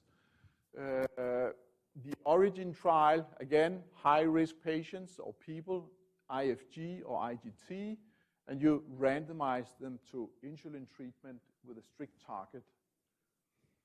Quite interestingly, they also had an omega-3 fatty acid arm in this trial that was completely negative, but you might know that just yesterday, a trial called Reduce It was published in the New England Journal of Medicine, showing very good results of omega-3 fatty acids in preventing cardiovascular disease. Anyway, as you can see here, one of the secondary aims in the Origin trial was looking at new diabetes. Let's skip those. Here you can see what happens to HbA1c. Again, they all have prediabetes, so of course this is why they start off at 6.4. They are high risk, and you can reduce HbA1c if you use insulin. No surprise. what happens with hypos and weight when you treat with insulin. Again, no surprise, there's an increase in severe and non-severe hypoglycemias, and you will observe a weight gain if you're treated with insulin. But this is the primary and secondary cardiovascular endpoints, no difference there. But you will see that, and I think we take it here, conversion of IFG or IGT to diabetes, there's almost a 30% relative risk reduction here. So again, you can even use insulin to prevent prediabetes, but over the duration of this trial here, you don't see a difference in cardiovascular outcomes. What about some of the newer drugs then? We have the GLP-1 analogs, and as we heard before, if you do gastric surgery, one of the ideas is that you increase the incretins, thereby reducing weight, thereby reducing complications and glucose in patients with prediabetes.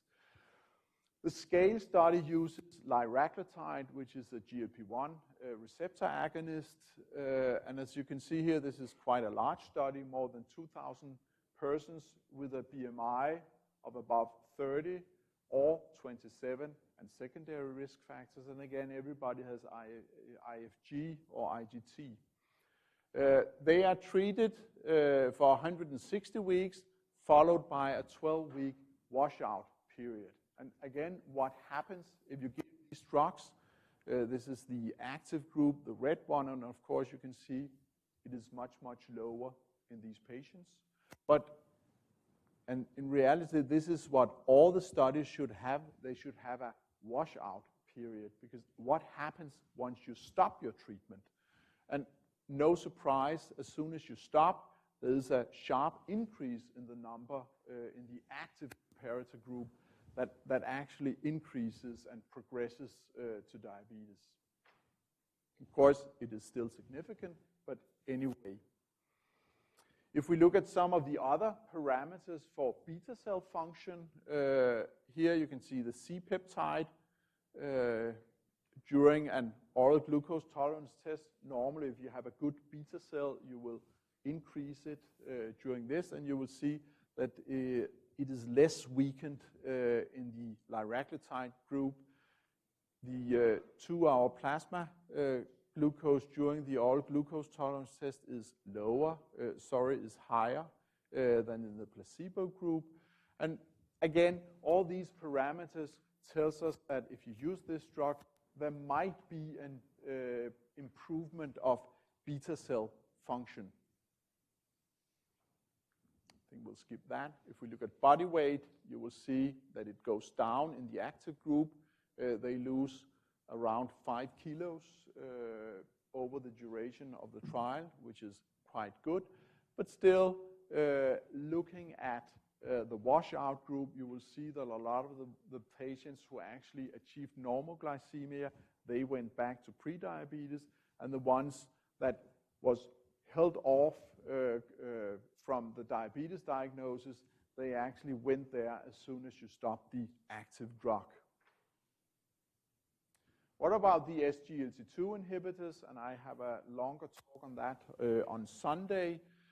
But still, we know that SGLT2 inhibitors reduces glucose in type 2 diabetes by increasing glucose excretion via the kidney. We know that it increases the glucagon secretion. This might be one of the mechanisms why this drug actually prevents cardiovascular complications. We still don't know. And if you go to mouse models, we see a lowering of insulin resistance, but it seems to be associated with the weight loss you see in these drugs. So there might be no direct effects of SGLT2 inhibition in preventing prediabetes. So to conclude on my talk, introduction of pharmacotherapy to guidelines for the management of prediabetes should be based on data from head-to-head comparisons between obvious candidate drugs such as metformin and, for example, liraglutide, as I showed you. Healthcare professionals, patients, and societies need positive effects on cardiovascular outcomes and not merely correction of blood glucose levels while on treatment. And any positive effect should, of course, be weighed against the price and side effects of a given therapy. So these drugs, they might work. We, of course, need long-term results, and so far, in my mind, lifestyle intervention is still the best intervention in prediabetes. Thanks a lot.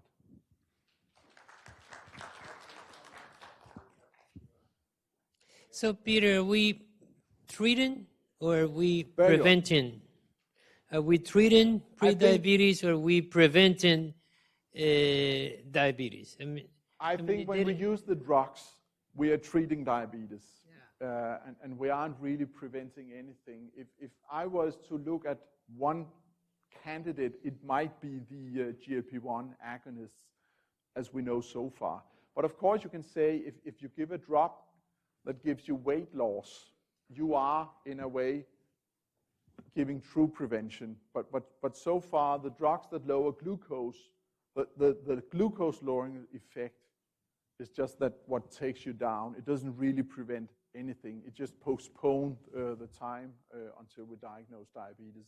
And in my mind, it would be a bit sad because we wouldn't start statins, we wouldn't start any of the other drugs. That would be postponed too. So, and when do you decide to start a medication? What clinical criteria or circumstances you say, okay, I'm going to put you on meds? It's a good question. Of course, I mean, in pre-diabetes, I wouldn't start a drug. The American guidelines tell us that we can use metformin, but the Europeans don't tell us anything about that. So, of course, once you've got diabetes, it's pretty easy because we just follow the guidelines. And then, of course, we have the weight-lowering drugs, and you can use them. The problem back home is that we have these reimbursement rules, and these are truly expensive drugs. So we don't use them as much as we perhaps should do. Weight loss surgery, I mean, you have to have a BMI above 50 if you don't have diabetes, so nobody gets those operations, even though they might prevent something. It wasn't an answer, but anyway.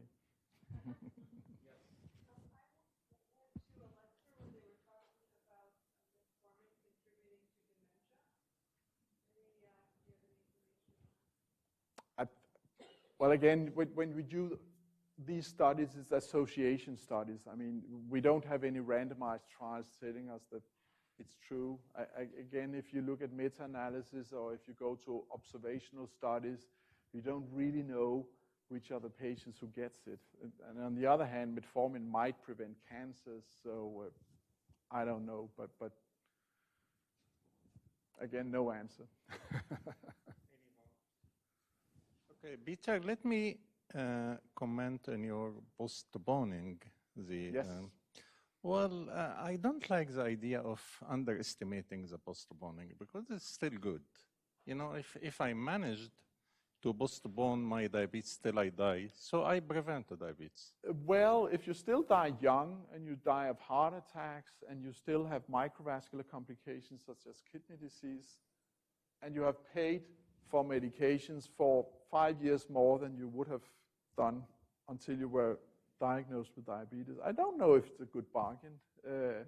I would pay for it if I knew that I would also postpone my complications. But then again, it's a matter of opinions. I don't think, if you just postpone something and you have to take the treatment anyway, then I don't think it's anything good. Okay. Okay, now to the final lecture today, Dr. Abraham Thomas. He will be talking about the genetics of prediabetes, putting in mind that before you came, George Guthrie said no genetics in prediabetes, and it is just a way of distracting us from the lifestyle medication. And he ran away before your lecture, so. Great. So thank you for the invitation to talk here. Coming from Connecticut, we had about 6 inches of snow and a little freezing rain this morning, so I wasn't sure I'd get here on time. I did land at a reasonable time, but it took me almost as much time to get from the airport at Atlanta to here as the flight. So I'm glad I got here at least before too long, because I know I'm the last person keeping you from dinner or getting home. So I have no disclosures. And I'm sure in the other talks you've seen this. And I'm just highlighting the part that's pre-diabetes. 3 ways that we can define this: A1C 5.7 to 6.4%. The fasting plasma glucose of between 100 milligrams per deciliter and 125. Or by an OGTT, which we don't use as much as we used to, between 140 and 199. And the only reason I would say one thing is there are people who technically are normal with glucoses in the high 90s, or probably very similar to the people who have impaired glucose tolerance, pre-diabetes, and even diabetes in terms of complications. And there are people who probably have diabetes just by the definition who aren't as different as the people with pre-diabetes. So it's a spectrum, even though we're defining by these cut points. And as probably was brought up, I heard a little in this, I called Peter's talk, is the complications are still there in people with pre-diabetes. And if you have pre-diabetes, you're twice as likely to die of a cardiovascular event as someone without. And if you use this criteria that we have and you look at the United States, that gives us a total of 84.1 million people with a definition of pre-diabetes, or essentially a third of the country. And unfortunately, very few of those people are aware that they have diabetes. And it does increase as we get older, but it is clearly prevalent for all age groups, unfortunately, and also for both genders. So the problem with looking, and I actually don't disagree with Dr. Guthrie, of diabetes or the genetics of pre-diabetes is, how do you tell them apart? You have diabetes as well. And when do you decide that something is the genetics related to pre-diabetes versus diabetes? We also have many risk factors for diabetes, like obesity. So how do we know about genes that are involved with some of these risk factors for diabetes, and what's that impact? So this is just a slide that's from about 8 years ago that looked at mapping some of the genome, a study by McCarthy and others. And what they're showing you is how a variety of genes have been identified, even as far as 8 years ago. The ones on the left-hand side of the chromosome, like these, are very strong signals, so monogenic signals. So it's hard to see, but this is glucokinase, which is one of the ones for Modi. The ones on the right-hand side of the chromosomes are ones that don't have as dramatic an impact. They're probably contributory to diabetes, so they might have a few percent, 10 at best, versus some of these monogenic ones, which you'll see on the left. Now, this is interesting. These are genes that have all been associated with diabetes, but it doesn't mean that we know that they're causing diabetes. But if you look at obesity, there's a similar map with lots of genes, but these aren't necessarily genes that are linked with diabetes. And you would think obesity is so closely coupled to diabetes that they should have some similarities. Well, there are a variety of factors of why this happens, and we'll come into some of this of what's important in terms of pre-diabetes. But remember, sometimes obesity and diabetes are so closely linked that the ability for the studies in the past to pick up these differences is really not there. And if you look at this now, this is just a review article from actually a couple of years ago by Jose Flores in Nature Genetics. One of the nice things that's happened is when I used to do genetics back in the early 2000s, it was really expensive. So to do a SNP study on even a few patients was dramatically cost prohibitive. And I remember we were so excited when the cost went down to $1,000 or $2,000 a person. Now it's so relatively cheap that you can get these SNPs analyzed from large numbers of patients. And one of the really nice things about science that's happening now is back in the beginning, people were working by themselves in their own groups, and they were studying small populations. But to really get at the handle of small genetic differences and seeing what the impact is, you really need large groups of individuals. And what's happening now is in good scientific cooperation, many of the scientists who do the sequencing and analysis are contributing their data to large groups to do meta-analyses. And that's what's happening now. And you're actually getting populations from all over the world. And people are putting this into the major groups that have looked at it. You may have heard of a diagram and magic. And what these are large studies that have pooled their resources and data and then looked to see what are the identification of potential genes for diabetes. And you can see, because they're pooling these more and more, you can start to pick up some genes that you may have not picked up with these smaller numbers. So I wanted to just show this slide, which isn't a diabetes slide per se, but is important for the rest of the talk. You may have bad genes, but it doesn't mean that you're forced to live the life that the genes give you. So these are 3 different studies in a patient by Mikura, who's a cardiologist, the ARIC Women's Genome Health Study and the Malmo study. And what's really important to know is they classify people based on risk allele into low, intermediate, or high, and then lifestyle. Favorable, intermediate kind of lifestyle, and an unfavorable lifestyle. And if you look at any one of these groups, as you go across to genetic risk, lifestyle has a big impact. So if you have a healthy lifestyle in all of these, even if your risk for genetically is high, your risk is much lower than it would be if you had an unfavorable lifestyle. And even with good genes, if you have an unfavorable lifestyle, your risk is much higher. So we can actually do some things with modifying our genetic risk, which is not unusual, right? Because these genes have been around for millions of years, and we're suffering the problems with obesity and diabetes and cardiovascular disease more recently. So Peter has shown this slide with the diabetes prevention trial, but I just wanted to show it in the 3 arms again. And you just saw the risk reductions of lifestyle being the best. So let's say if we looked at the genetic risk in these participants. And this is one way that was analyzed in the diabetes prevention program. They used a risk scoring of some of the gene alleles, the SNPs that they were familiar with at the time of the study. And they put them into low risk all the way up to the highest quartile of risk. So if you're on placebo, you can see that as your genetic profile gets worse, your risk for diabetes increases. But lifestyle actually blunts that increasing genetic risk. So even the diabetes prevention program, we see that in people who are destined to get diabetes, potentially, that lifestyle changes can impact the genetic risk. And just to kind of add to this, if you think about the diabetes prevention program, as Peter was showing, the rate of conversion to diabetes in the placebo group was 11% per year. And Peter showed the 15-year follow-up. Well, at that point, then, everyone should have had diabetes. But actually, it's not above the 60 to 70% mark. So there are some factors, whether they're genetic or lifestyle that's changed since the study started, that's preventing everyone from getting diabetes. And we can look at it another way, and this is by adding the metformin arm. So it's the same thing, lowest risk quartile, genetic risk score to highest, and then placebo in black, metformin in gray, and lifestyle white. And it's consistent with the other part. Lifestyle has a dramatic impact on reducing the impact of the genetic risk. Metformin really doesn't once you get to the highest risk, and placebo, you get worse as your genetic risk gets worse. Now this is really interesting. This is also from the diabetes prevention program, but what was interesting about this study is after everyone completed the study and gone into the observation phase, they've been following people who reverted back, and even the original study, back to normal glucose function.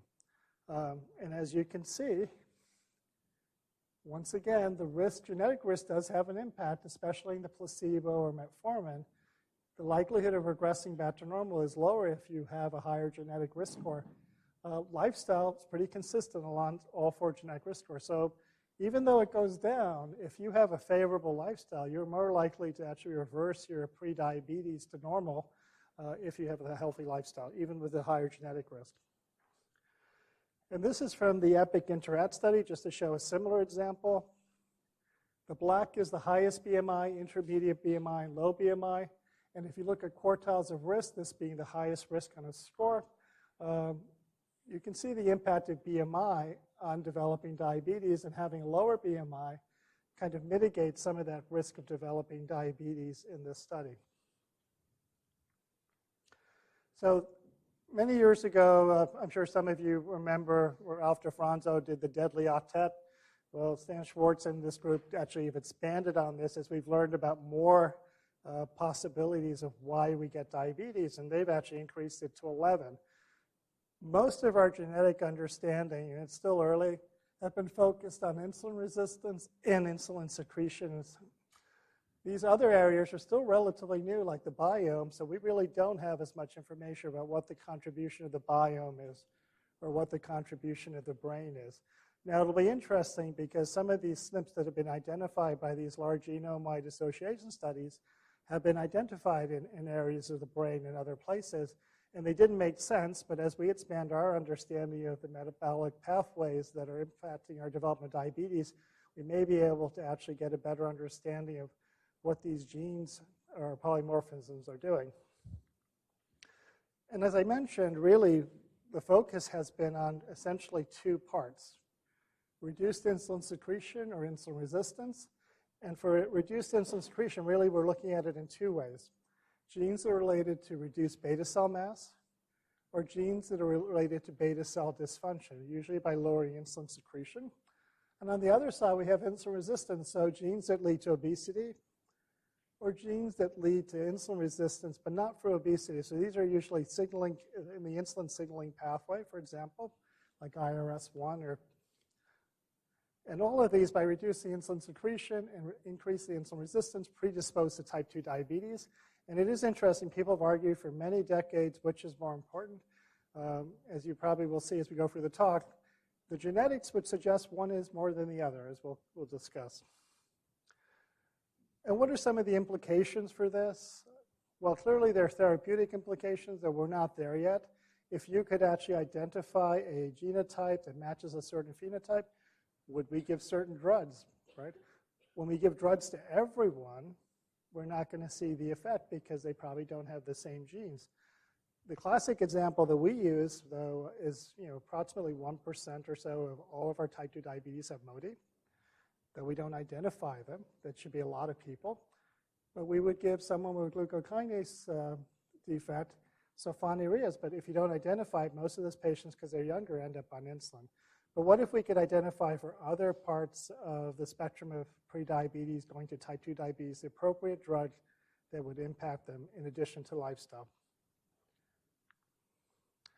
So one of the problems, as I mentioned, is understanding prediabetes. So we really do have to look at studies that are prospectively going forward of people who are relatively healthy who then may develop diabetes. So this is the Framingham study, the offspring study. So everyone's familiar with the original Framingham study, but they have looked at the offspring of the original population, and they've done these very intense visits at different time periods, about 6 to 10 years apart. So this is the first observation period, this is the second, and this is the third. So this is a group that doesn't have diabetes during this period, but they're looking at what's the development of diabetes. And you can see here the fasting plasma glucoses are normal. Most of these metabolic parameters are normal. You do start to see some increasing tendency to becoming overweight as these checks go on in life. So what they did was they took the offspring study and they made a genetic risk score. And in this top, this is the genotype score. So as this number gets higher, this is more risk alleles for diabetes, or actually it's diabetes, but these are people who were not diabetic at the start of the study. And you can see there's a fairly good overlap. The area under this actually increased significantly for the risk alleles that lead to diabetes. So how do we look at this? If you got this risk score at the beginning of the study and you had less than 15 on this score, you're much less likely to get diabetes than if you had a risk score of 21, which is significantly different. So as an increasing risk, increasing likelihood for diabetes. Another set of studies that have also looked at this kind of, these are studies that are following populations for development of diabetes and other factors, are the Malmo study in Sweden and the Botnia study, which is in Finland. And you can see when they've looked at these observations, all of these factors that they think are really important for diabetes, the traditional ones that we look at. Family history of diabetes, very strongly associated with developing diabetes, increased body mass index, increased fasting glucose at the start of the study, increased blood pressure, some abnormalities in liver function, and risk alleles in the 11 SNPs that they analyzed. And in the Botnia study, very similar findings, though they didn't see as much of a difference significantly in the risk alleles, but the trend is the same way. So let's look at the Botnia study, the Malmo study in a little further detail. And what this first set of, on this side is looking at is the quartiles of risk genetically. And then this lighter gray is a no family history of diabetes, and the black is a family history of diabetes. So you can see a family history of diabetes, of course, confers increased risk for diabetes, and we know that from other studies as well. 40% if you have one parent, probably 70% if you have two parents. But you can see also dramatically the interaction between increasing genetic risk and family history. Now let's look at body mass index. So in this one, this is increasing alleles for risk for diabetes. And as you can see, as you get more risk alleles, your body mass index also rises in this study. Over here, we're looking at insulin secretion and family history. And if you have high insulin secretion, it's actually protective. So you're less likely to have diabetes versus low insulin secretion. And now if you break it down by the genetic risk alleles, you can see the low insulin secretion has a much likelier chance to have diabetes than the high insulin secretion. And if you look at the Botnia study, it's kind of interesting what they found. So if you look at body mass index, the low risk group and the high risk group, very similar body mass index. If you look at insulin sensitivity, they're similar at baseline and follow-up. They're not significantly different. And just like the previous studies, these are really hinting that the more powerful driver when we're looking at these genetic association studies is the impact of insulin secretion more than insulin sensitivity or resistance. Even at baseline, the people who had the lowest risk had better insulin secretion than the people at the highest risk. And if you look at the disposition index, which is a measurement of insulin sensitivity and secretion, we see the same thing. Baseline, there was a difference with higher genetic risk, and even at follow-up. So some of the findings really in multiple studies are really suggesting that with what we're looking at, insulin secretion has a dramatic and maybe even a more powerful effect than insulin resistance. There are, I'm sure, a lot of people who would find that controversial, but this is just what the studies are showing. Of course, these are all associations, so we don't know that they're causal. Another interesting thing, this was a combination of the nurses' health study and the physician health studies by the group at the Brigham. And they looked at sex hormone binding globulin. And all of you who are used to looking at sex hormone binding globulin know if you're obese, sex hormone binding globulins go down. And if you have diabetes, they go down. But they're looking at the population before they develop diabetes. And so what they did was they looked at sex hormone binding globulin and an allele in two of these SNPs that can actually lower or increase the levels. They used the GG wild type or the TT wild type as the reference. And they looked at the odds for developing diabetes as these subjects were followed in both of these studies. So this one that you can't see really in the back, this orange one is the reference. And this is measuring SHBG levels. So all of these alleles, of these two SNPs, when you look at them, they have increased SHBG levels. When you look at then the risk for diabetes, all of these actually have lower risk for diabetes. And once again, it's association with the SHBG levels. It's not saying that SHBG necessarily is reducing the risk for diabetes. It's still an association. But the interesting thing is this is happening before the diabetes or the obesity, because once that happens, you really can't interpret SHBG levels and what they might be doing. This is a study called that's looking at the P10 mutation. And it's a tumor promoter. And what they did was they had people who had loss of function, and this classifies the patients versus the controls that were matched. And if we look at the glucoses, the patients with the loss of function mutation had higher glucoses. They had lower insulin levels. And if you looked at a measure of insulin sensitivity, their actually insulin sensitivity was higher. And this is interesting because then you look at their BMI, the ones with loss of function mutation have a higher BMI and compared to the controls.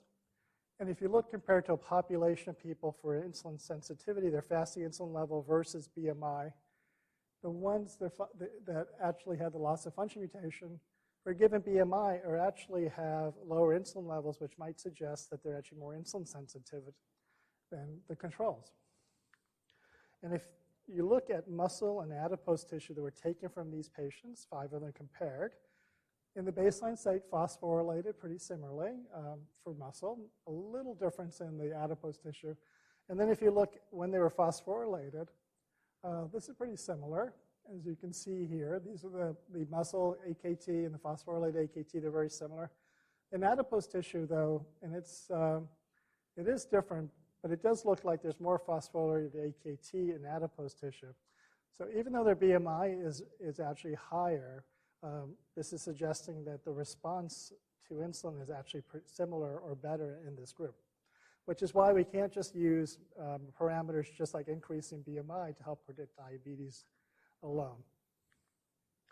I'm going to show this again just because I'm going to talk about a few other studies that have looked at this. And it really is nice to look at a population that doesn't have diabetes and then develops diabetes to see what the genetic factors are.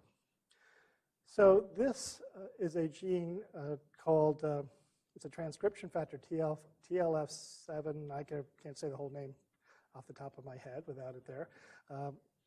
But these SNPs are very much alike. And the TT SNP and the allele on this SNP and this one, they are more likely to actually cause diabetes in other studies. So they took the diabetes prevention population group and analyzed it for these 2 SNPs. And what's interesting is if you look at this SNP, the TT, which had been shown in previous studies in the DPP population, they are less BMI and significantly less waist-hip ratio. And you can see this also in the other allele. So this is the group that in other studies had a higher likelihood of diabetes, yet their BMI is lower and the waist-hip ratio is lower, which if you think about it doesn't make a lot of sense because those are traditional risk factors for diabetes. And if you look at the cohort, the overall cohort, there's a significant difference for this allele for developing diabetes, not consistent in the different racial or ethnic groups. Some of that is due to smaller numbers. When you have small numbers, sometimes the estimates aren't really valid. But when you see something that's happening, like in the Hispanic group with this allele here, even with smaller numbers, you think about how powerful that must be to show up. So let's look at what happened in the DPP when we looked at the one of the alleles, the 7903146. So as I mentioned, this TT and other studies have been shown to lead to diabetes. And if you look in the placebo group, more diabetes. If you have the other 2 alleles, less diabetes. Metformin, it looks that way, but actually it's not statistically different. If you look at lifestyle, which is really interesting, these alleles seem to have no impact on the development of diabetes. And if you combine all the groups, they're significantly different. The other thing that's really interesting to note is this separation here in placebo and here when all treatment groups, which is driven by placebo, really occurs about 3 years out. So you really can't see much of a difference in the first 2 years between these different alleles. So it takes some time for this to manifest as well in these people who are at risk for diabetes. Now, if you look at measurements of insulin secretion, the insulin to glucose ratio or corrected insulin response, remember this is the group that's more likely to develop diabetes. They have worse insulin secretion in both of these measures than the other 2 alleles. But if you look at a measure of insulin sensitivity and secretion, this is the insulin sensitivity index, which actually suggests that this allele, the TT allele, these patients are actually more insulin sensitive, but their secretion is much worse than the other 2 alleles. So bringing back some of the other studies, the same finding occurs. Insulin secretion is worse, seems to lead to more diabetes. The insulin sensitivity is actually better, but is not protective. So the one other thing that I think is really important to remember is we've looked at genetics, but many of you are also familiar that there's another world that's out there called epigenetics. And people are now also looking at methylation status. So this makes it much more complicated. And methylation status actually reflects a lot of what's the environmental influence of diet, exercise. We don't know all the things that actually change methylation in these genes. But there are clearly genes that are methylated and impacts their insulin secretion function, and genes that, when methylated, increase insulin resistance. And as we mentioned before, both of these pathways will lead to type 2 diabetes. So in summary, many new genes have been identified that are associated with prediabetes and diabetes. There are a small number that have a very strong effect, monogenic diabetes. MODY is a perfect example. Neonatal diabetes is another one. But most of the genes that are being identified have very small effects and are being picked up because people are sharing their data and looking at hundreds of thousands of subjects at the same time. And because these risks are modest, it's sometimes hard for us to interpret how much of this genetic risk is playing a role.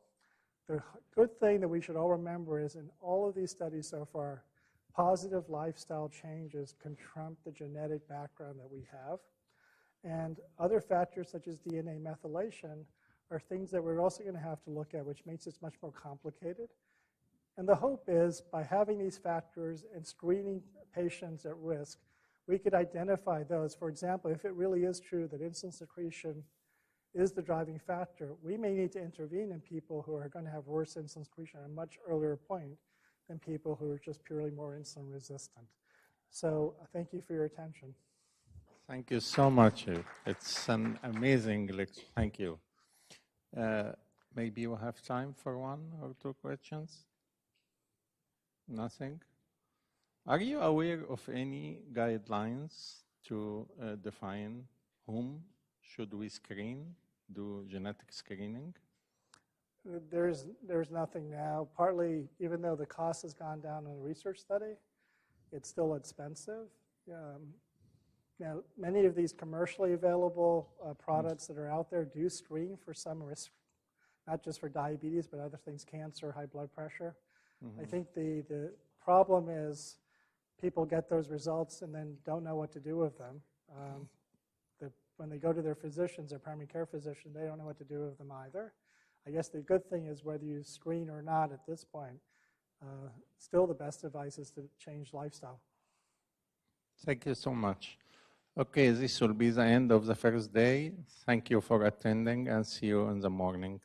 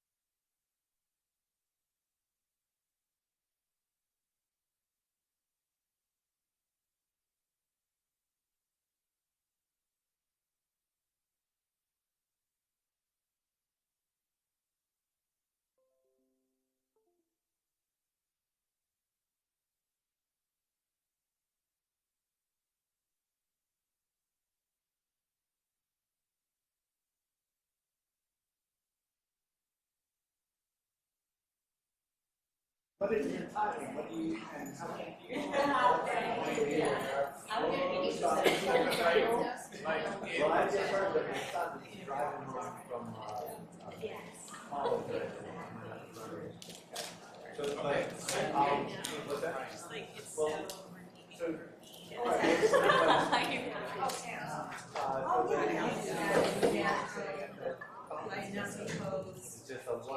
walk something crazy.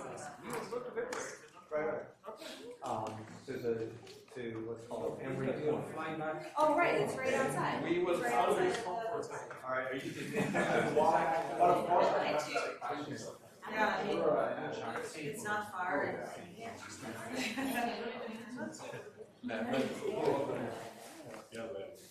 Okay, let's go.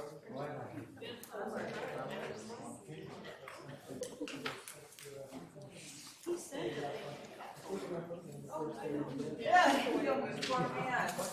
But I saw it. Well, they need to get better customer service. It should be picked up by the surgery.